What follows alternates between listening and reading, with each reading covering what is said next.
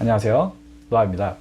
오늘은 우리가 알아볼 거는요, 토플과 수능 시험의 차이에 대해서 알아보도록 하겠습니다. 토플을 만약에 준비를 하시는 분들이시라면 아마 대부분은 수능을 한번 겪어봤거나 아니면 수능을 볼 나이가 지났거나 하시는 경우가 많으실 수 있어요. 혹은 이제 뭐 수능을 어쨌든 봐야 될 운명에 놓인 뭐 그런 학생이실 수도 있고, 뭐 그럴 경우에는 뭐 둘 다 잘 보시길 바랍니다.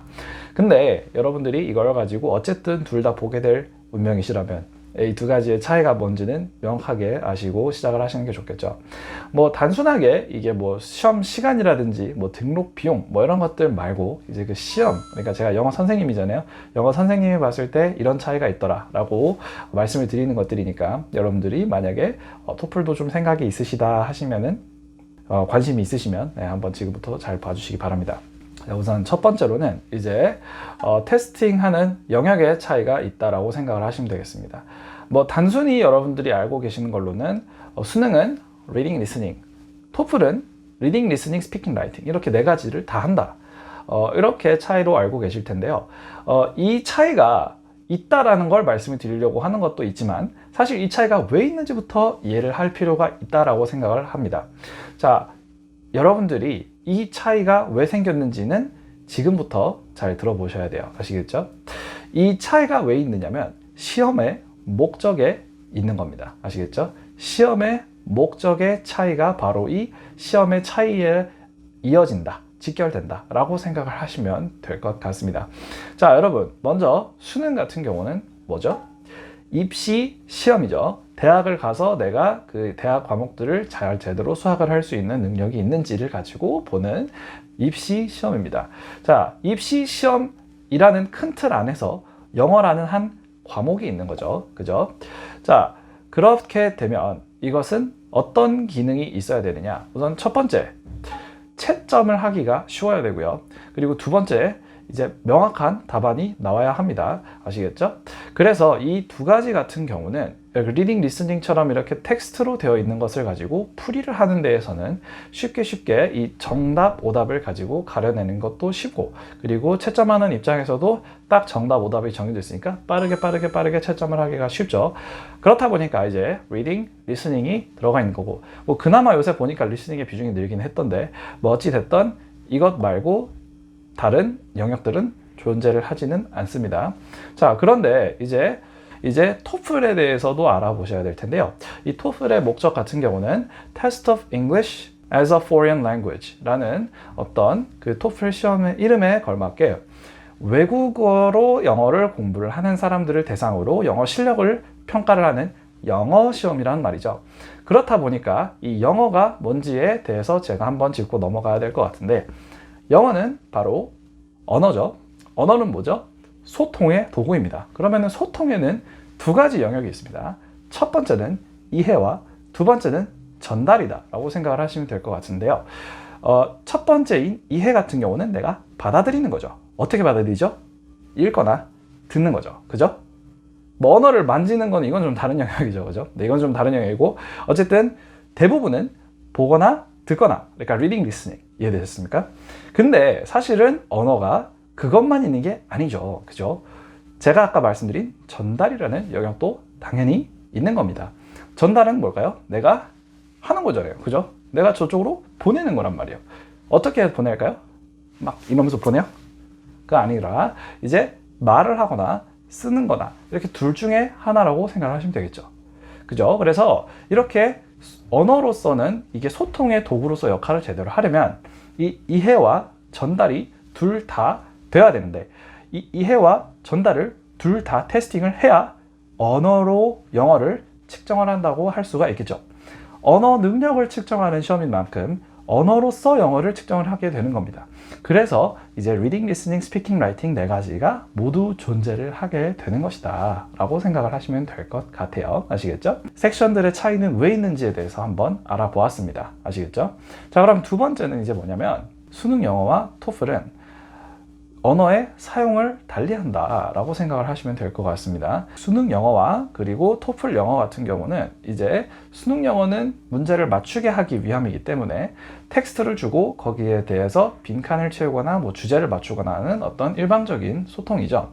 근데 사실 이것 같은 경우는 내가 문법을 얼마나 알고 있고 어휘력을 얼마나 알고 있고까지는 충분히 측정을 할 수가 있는데 사실 이거를 사용을 하도록 요구를 하는 건 아니란 말이죠. 근데 뭐 과목으로서의 기능을 충실히 하는 거니까 그거 같은 경우는 오케이.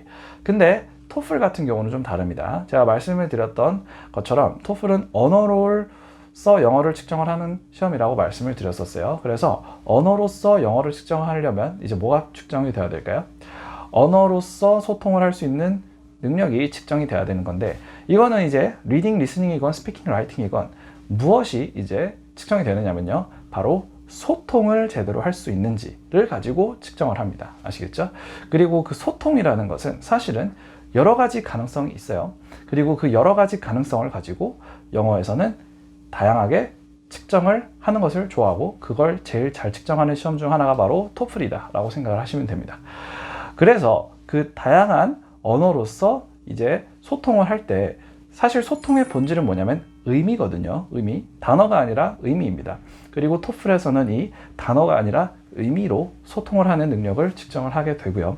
그 과정에서 많이 나오는 게 여러분들이 많이 들어보셨을 paraphrasing이다 라고 생각을 해주시면 되겠습니다. paraphrasing은 뭐냐면 문장의 재구성인데요. 뭐 다른 어순을 쓰든 아니면 동의어를 쓰든 다른 표현을 쓰든 아니면은 뭐 다른 문장 구조를 쓰든 같은 의미의 전달을 할 때 다른 문장을 써서 전달을 하는 것을 뜻합니다. 그리고 이게 이제 토플에서 모든 섹션에서 자 테스팅이 되는 능력이다라고 생각을 해주시면 되겠는데 제가 수능 문제들을 이렇게 쫙 봤거든요. 2020년 것도 봤고 2019년 것도 봤고 하는데 동의어에 대한 이해를 요구를 하는 그런 시험 같은 경우는 시험 문제 같은 경우는 잘 없었고 그리고 그것을 반드시 알아야 맞출 수 있는 문제들도 더욱이 없었습니다.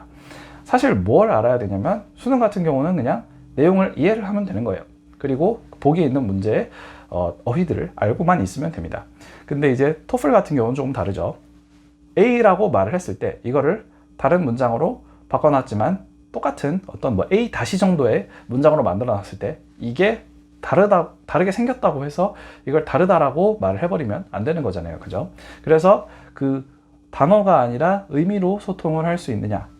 이게 이제 토플에서 수능에서 측정되지 않는 토플에서의 어떤 고유의 영역이다 라고 생각을 하시면 될 것 같아요. 자, 그리고 세 번째 차이점은 뭐냐면 세 번째는 바로 논리를 요구한다는 겁니다. 네, 여러분 혹시 수능 같은 경우는 여러분들의 어떤 문맥의 이해는 측정을 하는 것을 여러분들이 알고 계실 텐데 사실 문맥의 이해는 이제 받아들이는 입장에서 이게 그런 말일 거다라는 걸 알아듣는 그런 정도의 능력이잖아요. 그러니까 좀 수동적인 능력이란 말이에요. 근데 이제 여러분들이 어떤 주제에 대해서 혹은 어떤 사안에 대해서 논리적으로 인과관계를 정연하게 이제 핵심에 맞게 그리고 일관되게 전달을 할 수 있느냐 이런 것들을 이제 테스팅을 하지는 않는단 말이죠. 반면에 토플에서는 그런 것들까지 측정을 아주 열렬히 하고 있죠. 스피킹 라이팅이 무려 그 시험의 절반 정도의 배점을 차지를 합니다. 그 스피킹 라이팅에서 그 논리라는 게 참 중요한데요. 이거는 이제 공부를 조금이라도 해보신 분들이라면 아실 텐데 라이팅에서 가장 큰 감점의 요인은 사실 바로 문법 오류도 아니고요. 표현의 실수도 아니고요. 전체 주제가 잘못됐다는 off topic, 그러니까 토픽에서 벗어났다라는 부분이 가장 큰 감점을 가져오는 요인입니다. 아시겠죠? 예를 들어서 토플 라이팅 기준으로 뭐 29, 30 나오던 친구들도 주제를 한번 잘못 이해해서 다른 핀트로 이제 에세이를 작성을 했다거나 이래버리면 에세이를 암만 700자, 800자를 써놨어도 분명히 최하점이 나오게 되는 것입니다. 갑자기 29점에서 16점이 나오게 되는 것이죠. 네, 뭐 이런 경우는 이제 시험비를 날린 것 뿐만 아니라 아주 멘탈에도 데미지가 크죠. 네, 그만큼 이 토플에서는 그 stay on point 하는지 그리고 이제 coherent하고 fluent한지 이런 부분들을 많이 본단 말이죠. 네, 그런 어떤 논리가 많이 보이는 부분이고 그리고 논리 있게 내가 이해를 하는 것뿐만이 아니라 이제 논리 있게 내가 하고자 하는 말을 아니면 전달하고자 하는 내용을 전달을 하는 것까지도 그게 측정이 되는 요인 중 하나겠다라고 생각을 하시면 됩니다. 토플 같은 경우는 이런 것들이 특징이니까 여러분들이 알고 수능과 이런 식으로 구분을 해서 준비를 하시면 될 것 같습니다. 뭐 이런 부분에 대한 디테일들은 사실 좀 더 길어지기 때문에 일단 오늘은 여기까지 하는 걸로 하고요. 더 길어지는 어떤 내용들은 저희가 또 따로 영상을 촬영을 많이 해놨으니까 네, 그런 부분들로 위주로 보시면 될 것 같습니다. 아시겠죠? 네, 이상 오늘은 여기까지 하는 걸로 하고요. 도움이 되셨다면 구독과 좋아요 부탁드립니다. 감사합니다.